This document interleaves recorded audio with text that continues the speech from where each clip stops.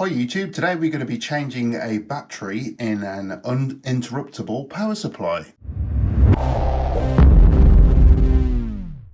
Okay, so this particular model is a Smart UPS SC420 from APC, which is part of the Schneider Group. This is great for smaller devices. On the APC website, there is a calculator where you can enter the power usage of the devices that you are going to be using, and it will give you an estimated runtime once the power goes off running from the battery in this unit.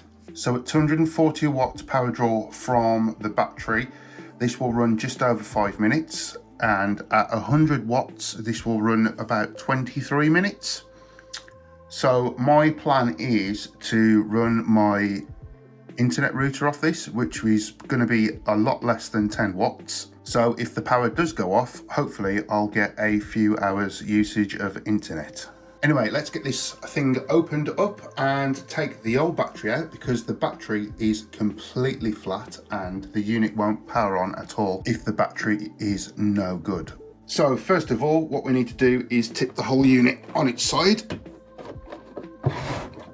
And I'm not sure if you can make that out, but if you can read upside down, it does say that this is a 12 volt battery with a 7 amp hour draw or power output. So first of all, what we need to do is undo the 2 screws at the bottom here.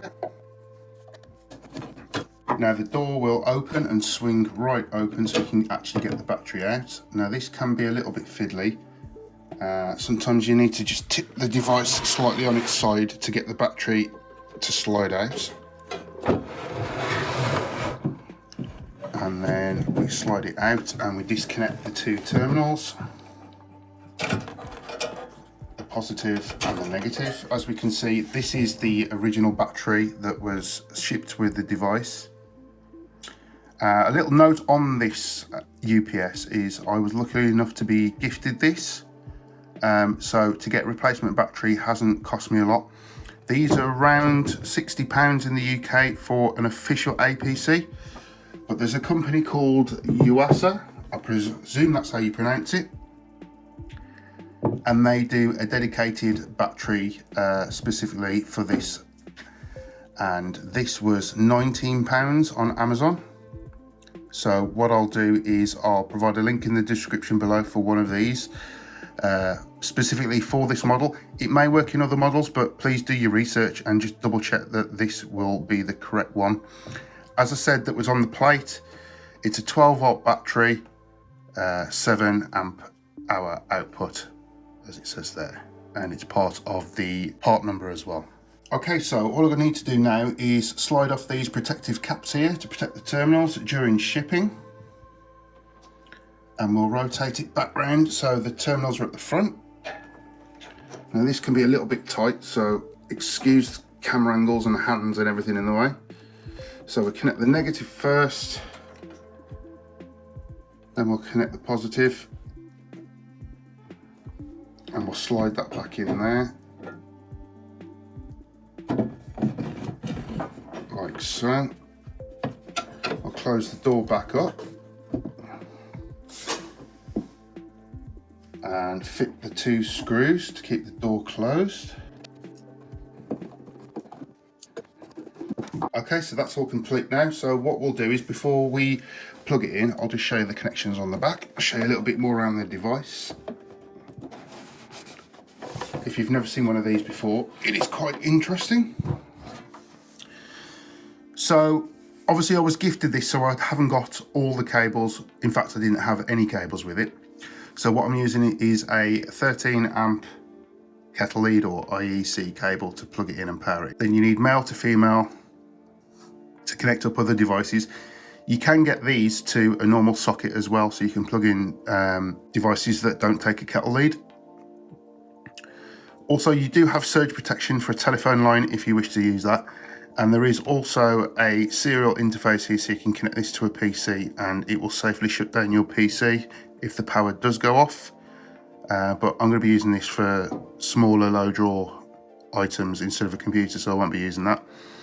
And then we also have a push button here to reset the overload protection, and that's pretty much it. Okay, so let's turn it round and plug the power in the back. There's some LEDs just here at the top if you can see them. So that one there with the squiggle on denotes that it's running on AC power. That one denotes that it's running on battery. That one there is overload protection. And that one there basically says that your battery is no good and you need to replace it. Now, with the original battery that came with it, nothing lit up at all. So the battery was that flat, they thought there was no battery connected at all. So that's why it just didn't operate. So hopefully, fingers crossed, as soon as I plug the power into the back, this should leap into life. We should see some LEDs and possibly some beeps and clunks. So there's your first clunk. I don't know if you heard that. Press the power button.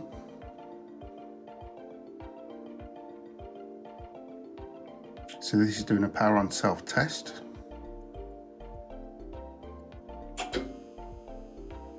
So now that's running from the battery. You can hear a bit of a hum as it runs off the battery.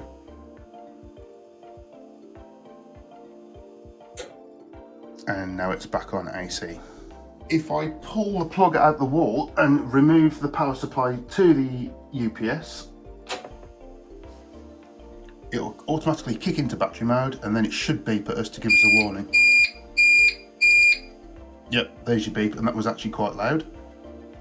So if we plug the power back in,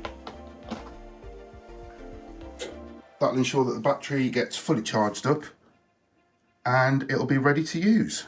So that is how you change the battery in this particular model of UPS from APC. As I've said, if you wish to purchase the battery for one of these models, then the link will be in the description below. And as usual, thank you very much for watching. Please don't forget to comment, like, subscribe, and share this video with everyone you know.